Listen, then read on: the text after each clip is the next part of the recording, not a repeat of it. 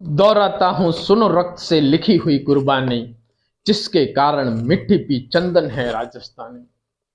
नमस्कार साथियों, मैं जवाहर राजपुरोहित।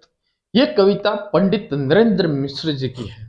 मिश्र जी की सुंदर लेखनी द्वारा लिखी गई इस कविता में खिलजी द्वारा रावल रतन सिंह जी को चल से कैद करने से लेकर गोरा बादल द्वारा उनको वापस चित्तौड़ तक सुरक्षित वापस भेजने की पूरी कहानी है। दोहराता हूं सुनो रक्त से लिखी हुई कुर्बानी, जिसके कारण मिट्टी भी चंदन है राजस्थानी। रावल रतन सिंह को चल से कैद किया खिलजी ने, कालजयी मित्रों से मिलकर दगा किया खिलजी ने। खिलजी का चित्तौड़ दुर्ग में संदेशा आया, जिसको सुनकर शक्ति शौर्य पर फिर अंधियारा छाया। 10 दिन के भीतर न पद्मिनी का डोला यदि आया, यदि ना रूप की रानी को तुमने दिल्ली पहुंचाया, तो फिर राणा रतन सिंह का शीश कटा पाओगे, शायद शर्त ना मानी तो पीछे पछताओगे।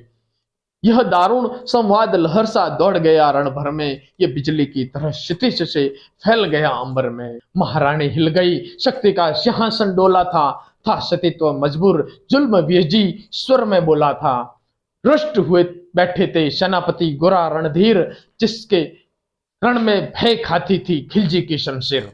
अन्य अनेकों मेवाड़ी योद्धा रण छोड़कर गए थे, रतन सिंह की संधि नीति से नाता तोड़कर गए थे। पर रानी ने प्रथम वीर गोरा को खोज निकाला, वन वन भटक रहा था मन में तिरस्कार की ज्वाला।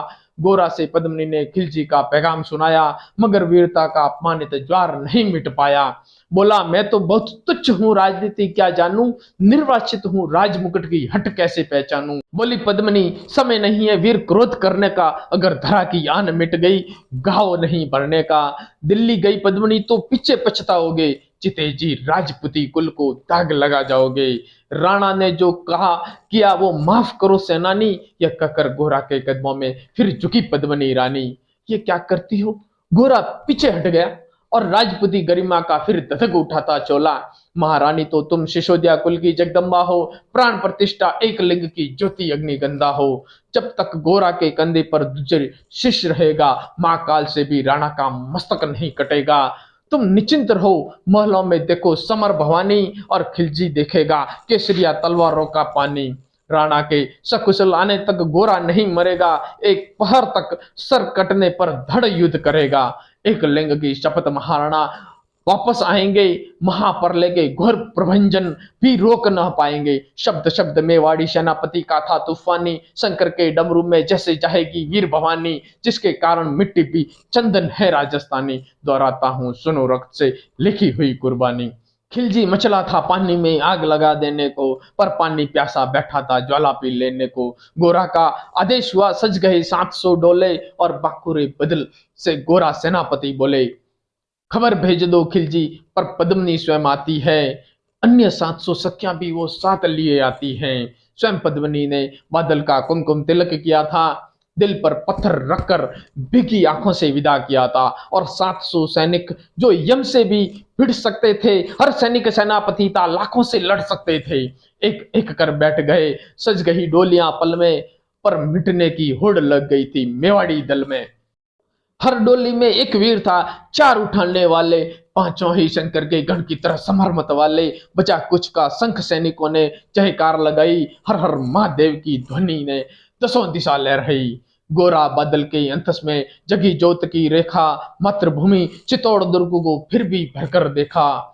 कर अंतिम प्राण चढ़े घोड़ों पर सुभट अभिमानी, देशभक्ति की निकल पड़े लिखने वो अमर कहानी, जिसके कारण मिट्टी भी चंदन है राजस्थानी। दोहराता हूं सुनो रक्त से लिखी हुई कुर्बानी।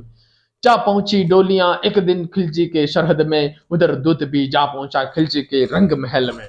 बोला, शहंशाह पद्मिनी मलिका बनने आई है, रानी अपने साथ हुस्न की कलियां लाई हैं। मगर एक फरियाद उसकी फकत पूरी करवा दो, राणा रतन सिंह से एक बार मिलवा दो। खिलजी उछल पड़ा का फौरन ये हुक्म दिया था, बड़े शौक से मिलने का शाही फरमान दिया था। वह शाही फरमान दूत ने गोरा तक पहुंचाया। गोरा झूम उठे, उस क्षण बादल को पास बुलाया। बोले, बेटा वक्त आ गया अब कट मरने का, मातृभूमि मेवाड़ धरा का दूध सफल करने का। ये लोहार पद्मिनी वेश में बंदी ग्रह जाएगा, केवल 10 डोलियां लिए गोरा पीछे जाएगा। ये बंधन कटेगा, हम राणा को मुक्त करेंगे। घुड़सवार कुछ उधर आड़े में ही तैयार रहेंगे। जैसे ही राणा आए वो सब आंधी बन जाए और उन्हें चित्तौड़ दुर्ग पर वो सकुशल पहुंचाए। अगर भेद खुल जाए वीर तो पल की देर ना करना और साई सेना पर पहुंचे तो फिर बढ़कर रण करना। राणा जाए जिधर शत्रु को उधर न बढ़ने देना, एक यवन को भी उस पथ पांव न धरने देना। मेरे लाल लाडले बादल आन न आन पाए, तिल तिल कट मरना मेवाड़ी मान न जाने पाए। ऐसा ही होगा काका, राजपति अमर रहेगी, बादल की मिट्टी में भी गौरव की गंध रहेगी। तो फिर आ बेटा बादल, सीने से तुझे लगा लूं, हो ना सके शायद अब मिलन, अंतिम लाड लड़ा लूं। ये कह बाहों में भरकर बादल को गले लगाया, धरती कांप गई अंबर का अंतस मन भर आया।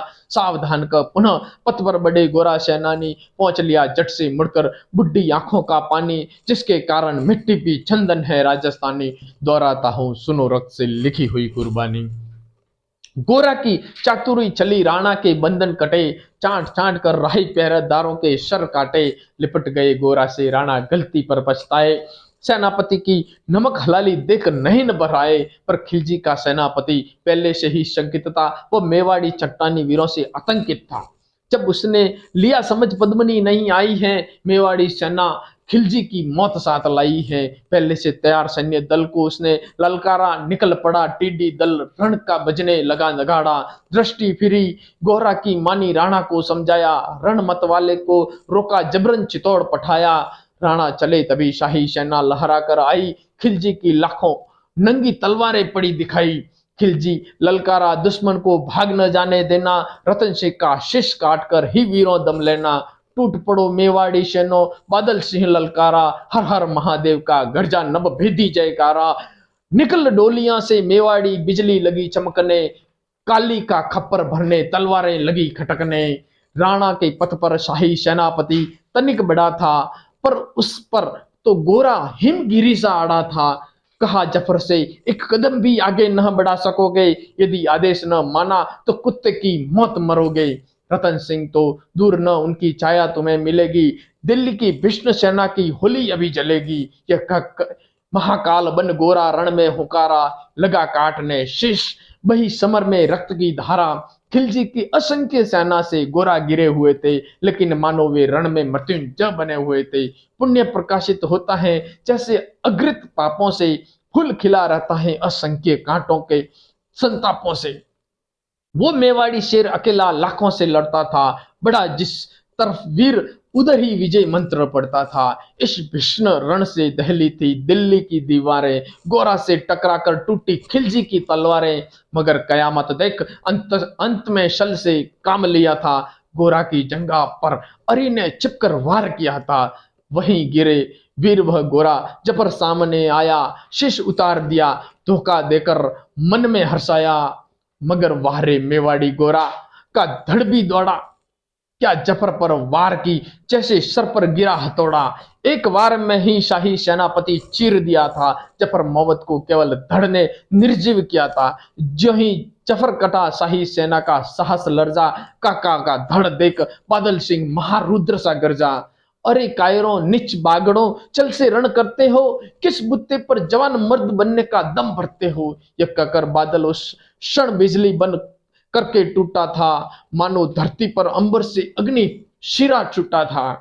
ज्वालामुखी फटा हो जैसे दरिया हो तूफानी, सदियों दोहराएगी बादल की रण कहानी।